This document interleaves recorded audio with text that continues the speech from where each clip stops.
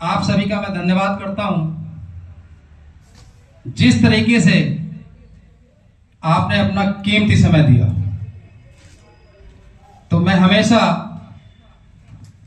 आपका आभारी रहूंगा कि जो आपने समय आज भारतीय संरक्षण सेवा संघ यानी कि BS3 को दिया। इसके साथ साथ आपने उन तमाम महापुरुषों को समय दिया जो कि सभी धर्मों में जन्मे। उनके सपने को पूरा करने के लिए आपने अपना समय दिया, जो कि सभी धर्मों में जन्मे। तो सबसे पहले भारत की जन्मभूमि पर जन्मे संत महापुरुष वीरांगनाएं और सभी धर्मों में मैं उनको कोटि कोटि नमन करता हूं, श्रद्धांजलि अर्पित करता हूं और पुष्प भी अर्पित करता हूं। सम्मानित साथियों, आप तमाम सब लोग हमारे सीनियर हैं। अगर मैं आपसे यह कहूं कि हमारे भारत के राजनेताओं ने हमारे सभी महापुरुषों के सपने को, अध्यक्ष जी, छुपाया, और यह बात मैं दिल्ली के जंतर मंतर पे खड़ा होकर के ये स्पष्ट और प्रमाणित करके दिखाऊंगा। हमारे तमाम भारत के राजनेताओं ने हमारे तमाम महापुरुषों के सपने को छुपाने का काम किया। उसके साथ साथ एक सबसे बड़ा छल कपट किया। साहब, वो छल कपट कौन सा था? बड़े हंस के बताते हैं हमारे लोग कि जाति है कि जाति नहीं। अरे मेरे पढ़े लिखे विद्वानों, मेरे पढ़े लिखे रईसों और मेरे बाबा साहब के एहसानों के दबे, मेरे एहसानों के नीचे दबे लोगों, तुमने अपने ही समाज को छल कपट करके, उनके सपने को छुपा करके सत्ता पर काबिज रहे। ये दर्द है मेरा। मैंने कोई किताब नहीं पढ़ी, क्योंकि उस समय मानव काशीराम साहब ने भी कोई किताब नहीं पढ़ी थी। उन्होंने गली गली जाकर के, पैदल चल करके, साइकिल पे चढ़कर माता सावित्रीबाई फुले, जिनका जन्मदिन है आज, हमारे भारत के नेताओं ने यह तो बताया कि शिक्षा की देवी माता सावित्रीबाई फुले थी। अरे पढ़े लिखे विद्वानों, अरे कम से कम तुमने ये तो बताया होता कि वो भी जाति की शिकार थी।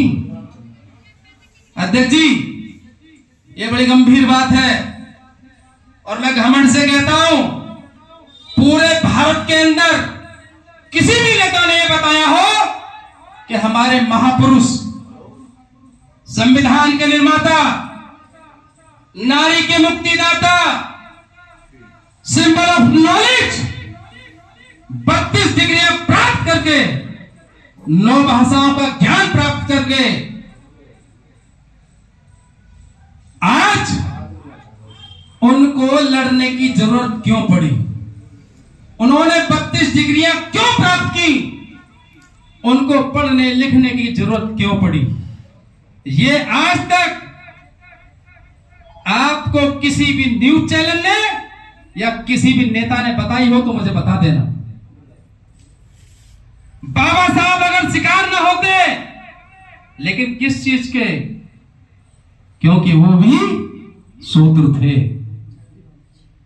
सावित्रीबाई फुले अगर शूद्र ना होती तो क्या वो भारत की पहली शिक्षित महिला बन पाती? क्या बाबा साहब सिंबल ऑफ नॉलेज बनवाते? या बाबा साहब पानी के अधिकार के लिए लड़ाई लड़ते? अगर बाबा साहब ब्राह्मण होते तो क्या आज वो सिंबल ऑफ नॉलेज होते? क्यों हमारे भारत के राजनेताओं ने हमसे छुपाने का काम किया और यह कह दिया कि जाति है कि जाति नहीं? यहां पर कैडर, भारतीय संरक्षण सेवा संघ के तमाम राष्ट्रीय लीडर और बड़े बड़े दिग्गज संगठन, बड़े बड़े राजनेता बड़ी बड़ी व्यवस्थाओं को लेकर चलते हैं और वो कहते हैं कि हमसे बड़ा कोई नेता नहीं है। तो आइए और भारतीय संरक्षण सेवा संघ के राष्ट्रीय लीडरों की आंख में आंखें डालकर बात कीजिए, आपको पता लग जाएगा कि आप कितने बड़े ताकतवर इंसान हैं। सोचिए, महामना ज्योतिबा फूले, माता फातिमा शेख, उनके भाई उस्मान शेख, अगर आज उस्मान शेख का एहसान ज्योतिबा फूले पर नहीं होता तो शायद माता सावित्रीबाई फूले प्रथम भारत की शिक्षित महिला ना होती। सोच कर देखो, आप सब बुजुर्ग हैं मेरे, कभी जीवन में ऐसी बातें सुनी हो तो बता देना। और एक घमंड से कहता हूं, माता फातिमा शेख माता सावित्रीबाई फूले की सहेली थी और हमारे ही समाज के लोगों ने, अन्य समाज के लोगों ने माता सावित्रीबाई फूले पर कीचड़ फेंकने का काम किया, गोबर फेंकने का काम किया, कंकड़ फेंकने का काम किया और किसी ने उनको बच्चों को पढ़ाने के लिए जमीन नहीं दी। मैं आज भी उनको सलाम करता हूं। अगर फातिमा शेख अगर उनकी सहेली ना होती और उस्मान शेख के पास अगर जमीन ना होती तो प्रथम स्कूल भारत के अंदर खुला ना होता। यह क्यों नहीं बताया हमारे राजनेताओं ने, यह क्यों नहीं बताया भारत के तमाम संगठनों ने? और ऊपर से कहते हैं कि जाति है, कि जाति नहीं। अरे मूर्खो, तुम इतने लोभी लालची हो गए, तुमको सत्ता के अलावा कुछ दिखाई नहीं देता। तुमको चाहिए सत्ता जिसके पीछे स्वार्थ छिपा है।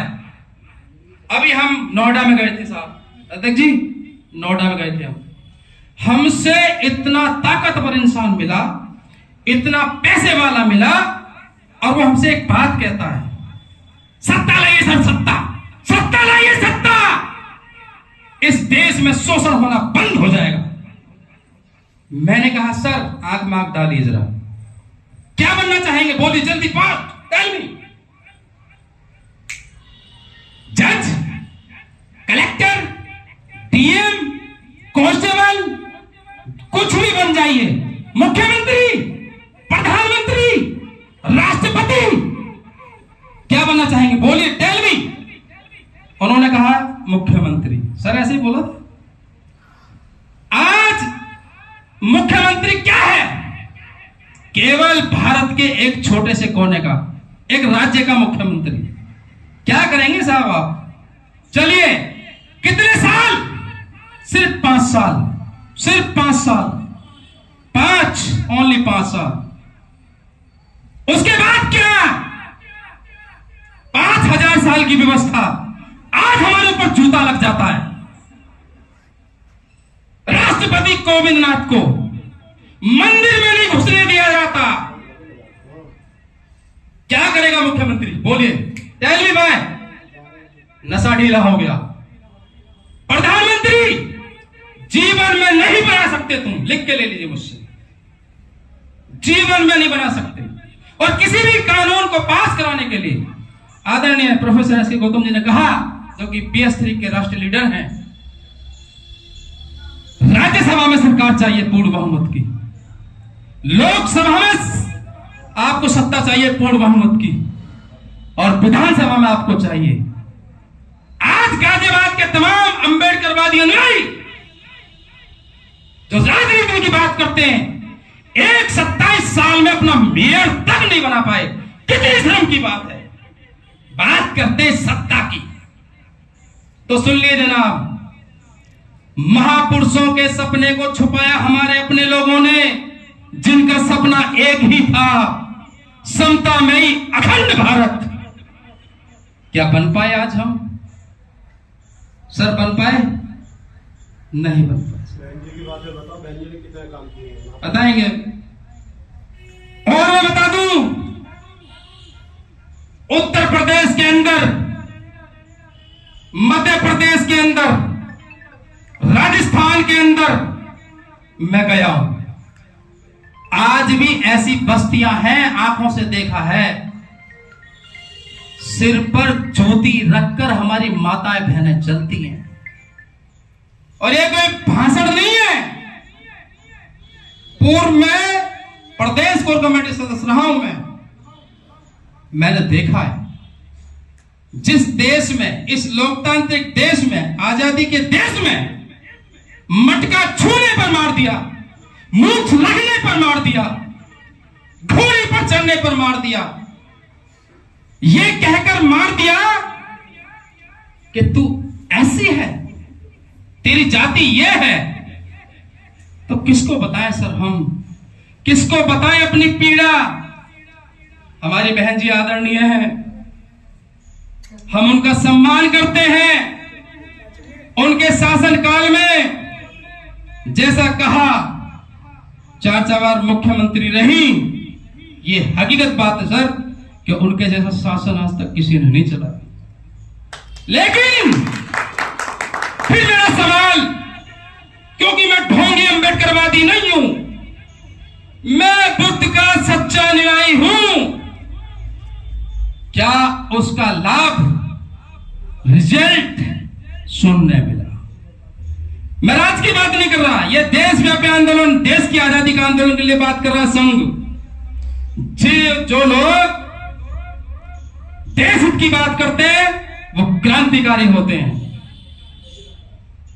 हम सम्मान करते हैं उन तमाम महापुरुषों का, हम सम्मान करते हैं उन नेताओं का जिन्होंने असलियत में बाबा साहब, महामना ज्योतिबा फूले, सावित्रीबाई फूले, बिरसा मुंडा और तमाम दिग्गज महापुरुष जो रहे, उनके सपना पूरा करने में आज उम्र बीती जा रही है।